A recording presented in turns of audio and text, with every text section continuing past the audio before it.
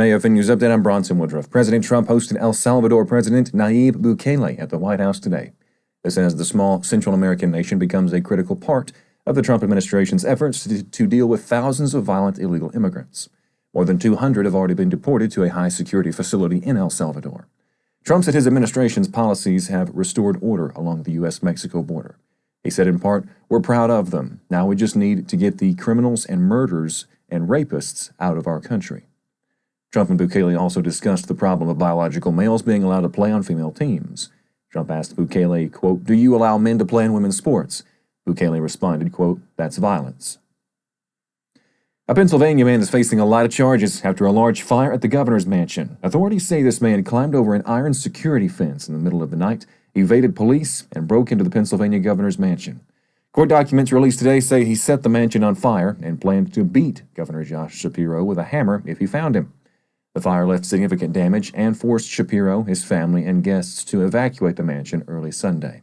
Authorities say they arrested Cody Balmer later in the day. They said charges include attempted homicide, terrorism, aggravated arson and aggravated assault.